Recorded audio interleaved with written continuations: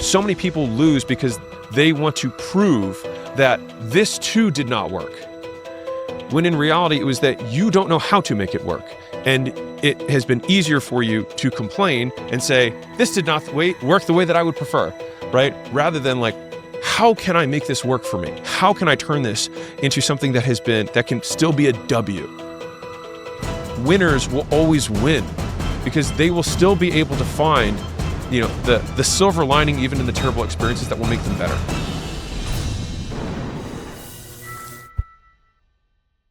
The problem is, to achieve the highest levels, you have to give up proportional amounts of the things you hope the achievements would get you. Yeah. What's that?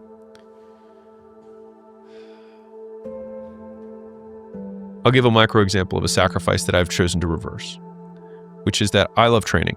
I love working out. I've been doing it. It was my first love. The first thing I ever liked, like really got obsessed with. And over probably the last, however many years, I still obviously trained. I was still, in shape, but my training was, sometimes 2 days a week, sometimes 3 days a week. It would be, 60 minutes, maybe 90 if I got lucky. And I had this realization, it was during this year, 2025, where I was like, I have all this money and I can do whatever I want. And I was like, and I can't even have my workout be as long as I want it to be. And so I basically made a rule for myself that I will not work out if I am rushed. That's the deal. And so I will work out for as long as it takes to work out. And that's that. And so that means that if my workout takes 2 hours or takes 2.5 hours, or I'm with a friend and it takes 3 hours because we're just like talking between sets and having a great time, there are 3 things in this world that bring me joy. Working out with somebody that I like, eating food with somebody that I like, ideally after I worked out, and writing.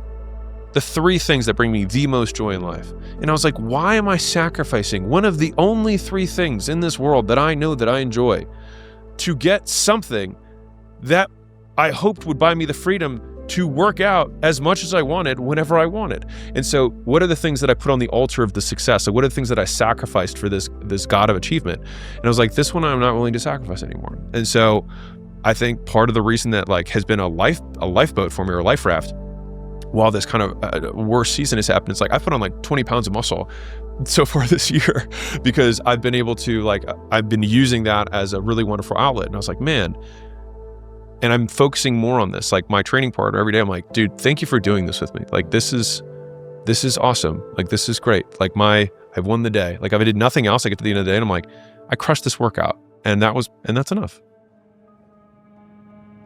It's a big pivot, dude. And it's one that I think everybody that's driven by the sort of hatred of past self, whip yourself into submission, Puritan work ethic thing will inevitably come to realize after a time. There may be some outlier for whom their capacity for discomfort and for sacrifice is literally greater than the duration of their life. Yeah. They would have got there eventually. They just died first. Yeah. Yeah. But I think that for most people it's not. And I would call it something like sort of lifestyle escape velocity, where you go, all of the objective metrics are right and the subjective ones aren't, which is a good example of sort of what you've hinted at. And you go, how can I assume that the solution is fixing subjective metric problems with more objective metrics? And I'll say this for anybody who's in the season where listen, you're 22 years old and you're like, I need to work my face off. You do. You need to work your face off. But the thing is there will get to a point, we're fast forwarding, however many years, but there's nothing, I don't regret the amount of work that I've done. And I don't regret it at all. And I think that it was absolutely the right decision. And I work a lot now, but people make this extrapolated moment. They take a moment of your life and they will extrapolate it to forever and assume that if you change your mind, that what you did before this was wrong. But it wasn't wrong. It was right for that time. Dude. And then we got feedback during a different time, and this is right for me now. And so I'm going to course correct now. And if something else changes, guess what? You're free to change your mind tomorrow. Yeah. I love this. And I think about it so much that one of the issues with asking anybody who's successful for advice is that they tell you what they do now. Yeah. Not what they did when they were in your position. 1000%. And you should not ask somebody, how are you maintaining your success right now? how did you achieve your success when you were at the stage that I was at? That is the question that you need to ask. And it's the same thing.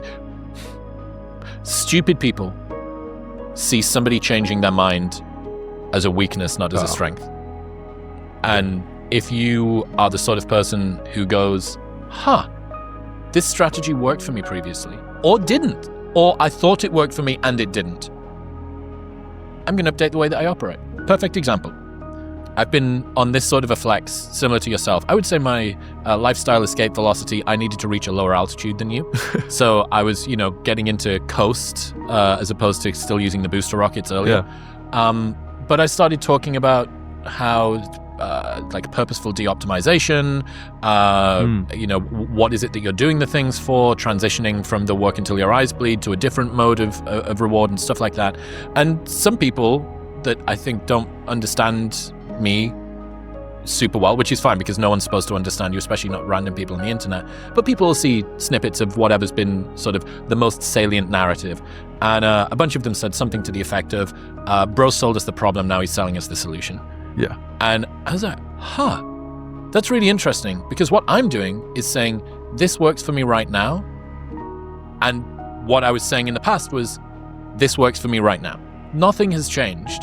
And this is why there's often, when it comes to sort of internet advice, it's very patronizing the way that the audience is treated by people that are critics, as if they're sort of these agency-less, undiscerning sponges that are totally incapable of applying or filtering, well, Alex doesn't have 5 kids and no wife, right? Like, I'm a single father of 5 kids. What, living in Brooklyn in a single bedroom apartment. So, okay, I think you might need to adapt some of the things that he's saying. Or I'm twice as old, or I'm half the age, or whatever. Right. Like, you should ask somebody what they did when they were at the stage that you were at, not where they are now.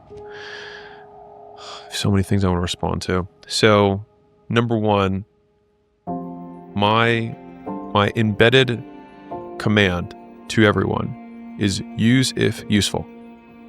Use if useful, number one. Number two, this is a documentary, not a sermon. This is a showing, like, at least my content is like, this is me showing what's going on, and I try to be real, and that means that if I change my mind, then it'll change. Third, model the rise if you want the rise, model the plateau if you want the plateau. And so saying, Warren Buffett says that he had a great year if he only makes one good decision. It's like saying, to get rich, I should fly private. Doesn't really work that way. I should play basketball if I want to get tall. You're conflating variables, right? I should go to the gym once I have energy. I should start saving money once I'm rich. That's when I'll do it. It just conflates sequence, right? It's a when-then fallacy. And so I think I haven't talked about this in I don't even know if I ever talked about this. The greatest skill is the ability to discern what things to use and what things to cast out. It is the central narrative of noise versus signal. And the reason that I've spent such a disproportionate amount of time focused on behavior was because there's so much noise that if people cannot translate their quote advice into what I should do, then there's nothing useful about it, which is why I think the density of useful information, I think people are bloodhounds for value, but I think that value gets translated in the most crystallized, distilled, concentrated manner when it can be translated into do this instead of that, period. And everything else, the amorphous words that people use, especially the motivation manifesto, or just manifestation, we'll get into that one. People get triggered on that. That is what leads more people astray. And so they take the entirety of someone and without all of the other conditions that apply to that person and say, I will take this and apply it to my life. Mm-hmm. And if you cannot pull out what is useful for you, you will never win. And that is a really strong statement. But because all you're going to be doing is trying to, and I love, this is my favorite tweet that I've heard from Andrew Wilkinson from Tiny. Here are the numbers for my winning lottery ticket. every entrepreneur explaining how they were successful. And so like the next Google isn't a search engine, right? The best version of your life isn't copying Hormozi or copying Williamson. It's being able to, with nuance, apply the principles that are generalizable across domains, but then having the wherewithal, the discernment to apply the nuance to your specific circumstance. And being able to map those two things, I think, is the skill that has got me the disproportionate return on my life. I have bought, and I've been public about this, I've been, the early part of my career is very involved in what I would consider the alternative education, space, right? People, the courses, the world that has, I would say, a relatively bad reputation. But I have yet in my life to have purchased anything from anyone that I have not had an exceptional return from. And is that because of them or is that because of me? Who knows? But I can say that when I even had bad experiences, I could say, these are all the things that I will not do to a customer. And then I have my notebook of the crinkled can and the end that's off the center. And that ability to observe and pause before immediately taking action. Like there are some people that I have met where I know, I'll tell you this story because it's heartbreaking. I've helped a lot of gyms in my career as probably my second season of entrepreneurship.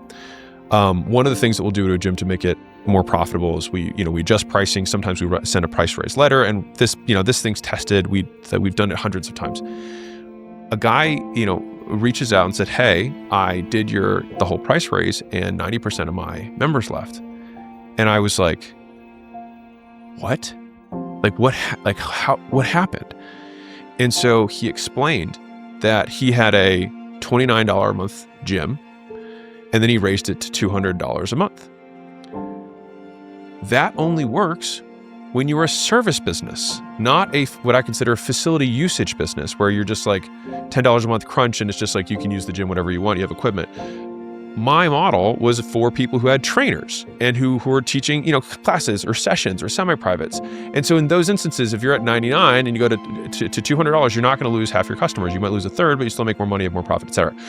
But he had taken what is otherwise something that has made so many gyms profitable and successful, and he applied it to a specific context. Now he says, I'm a gym owner. He said gym stuff.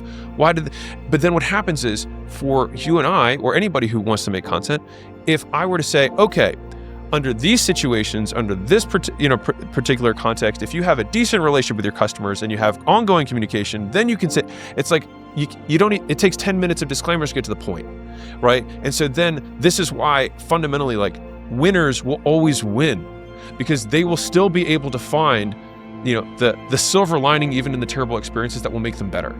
And my favorite visualization of the type of person that I want to be is, and this is a Harry Potter reference, but the Sword of Gryffindor was made of dwarven steel, and dwarven steel in the mythology of Harry Potter could only take in that which made it stronger. And so it's not to say that the Sword of Gryffindor couldn't cut butter or couldn't, just get into a sword fight.